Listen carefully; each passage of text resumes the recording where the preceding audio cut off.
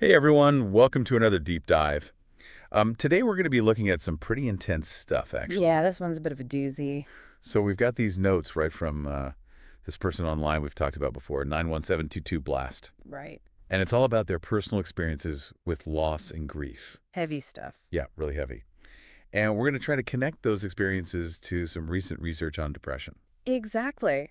Because there's this fascinating link between depression and how our brains process expectations. And that's what makes this deep dive so interesting to me, at least. Yeah. You know how sometimes you get stuck in this negative thought loop? Oh, yeah. Like your brain is working against you. Exactly. And it's like, even when good things happen, it doesn't really change your overall outlook. It's like you can't escape that negativity. Right. So that's kind of the mission for today, to figure out what's going on in the brain when this happens. And maybe even find some ways to break free. Exactly. So let's start with these 91722 Blast notes. One line that really stuck with me was, abandon Satori and multiply doubling down to as many attachments as you can. Wow. Yeah, that's powerful. I know, right? It seems like they're really wrestling with this idea of letting go versus holding on. Like, should we detach to protect ourselves from pain? Or embrace those connections even though they might hurt us? It's a tough question. And I think it's something a lot of us struggle with. Especially after experiencing a loss. Yeah, because loss can make you question everything. Like, is it even worth it to open yourself up to the possibility of getting hurt again? And that's where the research on depression comes in. Okay, so tell me about that. What did these studies find? Well, they looked at how people with depression respond to positive feedback. And what they found is that people with depression actually have trouble updating their expectations based on those positive experiences. So even if something good happens, it doesn't really change how they see the world. It's almost like they see it as a fluke. Like it's not going to happen again. Exactly. They did this one study where they gave both depressed and non-depressed people some positive feedback. Okay. And they found that both groups adjusted their expectations in the moment, like they felt more optimistic. Why? But here's the key difference. When they were put in a new situation, only the non-depressed people carried that optimism over.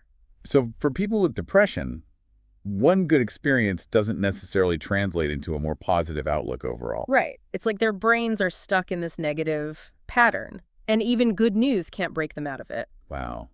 So going back to 91722 Blast and that line about multiplying attachments, do you think that could be connected to this difficulty updating expectations? It's possible. Maybe their past experiences with loss have made it hard for them to believe that good things can last. Like they're almost expecting more loss in the future. Yeah, and that kind of pessimism can become a self-fulfilling prophecy. It's like their brain is saying, okay, that was nice, but don't get your hopes up. And what's interesting is that this isn't just limited to people with diagnosed depression. Yeah, I think a lot of us can relate to this feeling of one positive experience not being enough to change our whole outlook. Like you get a promotion at work, but you're still worried about losing your job? Or you have a great first date, but you're afraid to get your hopes up about finding love. It's almost like we're conditioned to focus on the negative. What do you think causes that? Well, there's this thing called the negativity bias, which basically means our brains are wired to pay more attention to threats and negative experiences. So it's like Velcro for bad thoughts and Teflon for good ones. Pretty much.